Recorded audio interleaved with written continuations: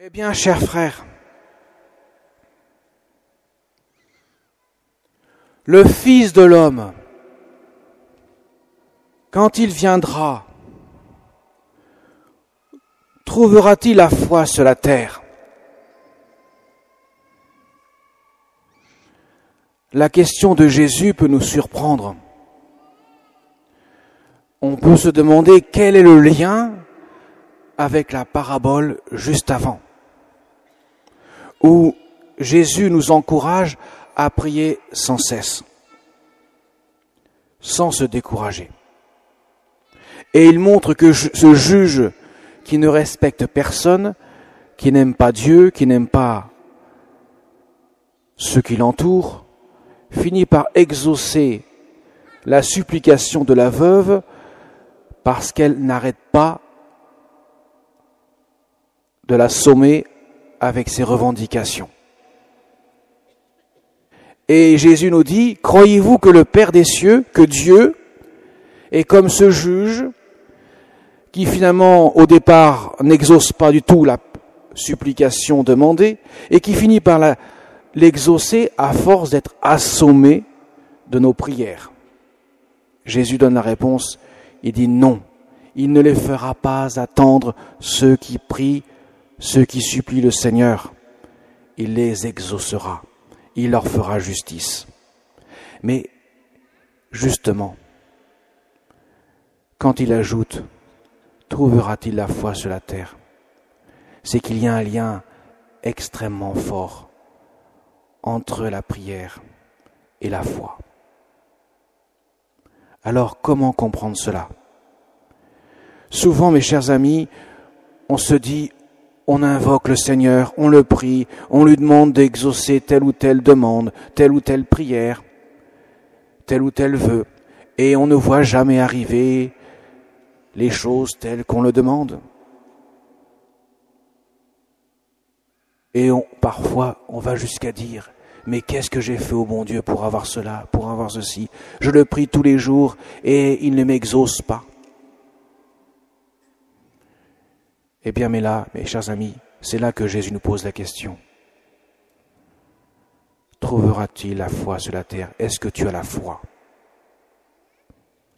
Ça veut dire concrètement, mes chers amis, le bon Dieu exauce notre prière dans la mesure où notre foi est grande, dans la mesure où nous faisons un acte d'abandon et de confiance.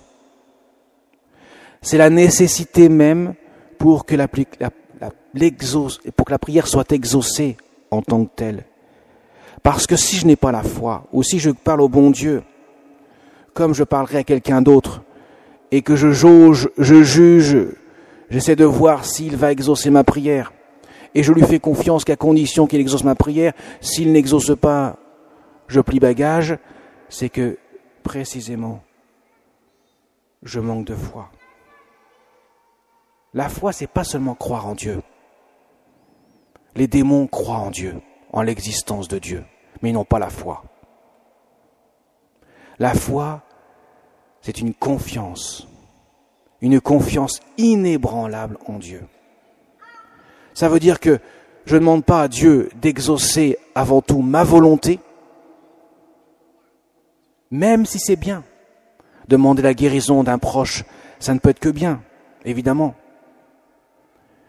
Mais je demande au Seigneur que sa volonté s'accomplisse dans ma prière. Ça veut dire que quand je demande même quelque chose de légitime, la guérison d'un proche, par exemple, je m'en remets pleinement entre les mains de Dieu, sûr qu'il fera le mieux pour ce proche en question et pour moi-même. Je dois avoir une telle confiance que je dois avoir la certitude que le Seigneur ne m'abandonne pas. Et à ce moment-là, tout est possible pour Dieu. Ce n'est pas que Dieu ne veuille pas. Ce n'est pas lui le facteur limitant. C'est nous-mêmes, quand nous ne faisons pas confiance à Dieu, ou nous faisons une confiance à demi, où nous testons si Dieu va effectivement exaucer ma prière, et dans ce cas-là, je veux bien lui faire encore plus de confiance. Si je mets Dieu à l'épreuve, je ferme la porte de mon cœur et il me dit, je ne peux rien pour toi, mon ami, parce que tu mets une barrière à mon intervention. C'est comme si tu me demandais de faire quelque chose, en même temps tu me dis, je veux pas. Je ne peux pas exaucer ta prière si tu ne veux pas, au fond de ton cœur, me faire une totale confiance et t'abandonner pleinement entre mes mains. Si tu ne me mets pas à la place où je dois être, comment pourrais-je exaucer ta prière? Vous voyez, mes chers amis,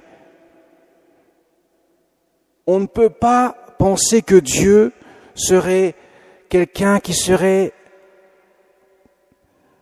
étranger de moi au point qu'il puisse ne pas m'aimer autant que je puisse m'aimer moi-même. Je ne peux pas penser que Dieu ne m'aime pas autant que moi. Il m'aime plus que moi.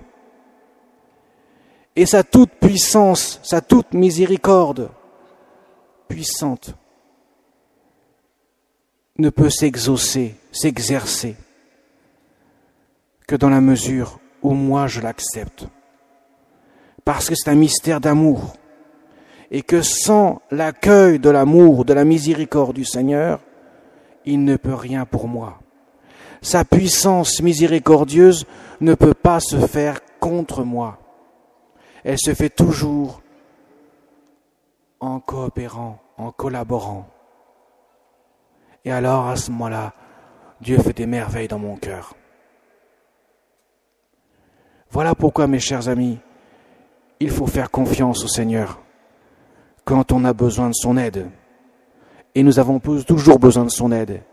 Même quand nous pensons que tout va bien pour nous, au contraire, c'est peut-être même là que ça va moins bien. Parce que nous sommes des êtres humains, des personnes humaines qui ont besoin de cette relation avec notre Dieu pour la nourrir, notre vie, pour lui donner tout ce qu'elle a besoin pour s'épanouir pleinement. Quand l'homme pense qu'il est tout-puissant, c'est là qu'il est misérable. Quand l'homme pense qu'il n'est rien, rien entre les mains de Dieu, c'est là que son cœur est tout-puissant sur le cœur de Dieu.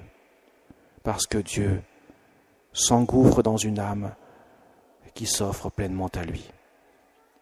Mes chers amis, la Vierge Marie, qu'est-ce qu'elle a fait d'extraordinaire dans sa vie? Au point que ce soit la plus grande sainte de tous les temps. Alors on peut dire, elle est l'Immaculée Conception. Elle a reçu une grâce par anticipation des mérites de la passion du Christ, certes.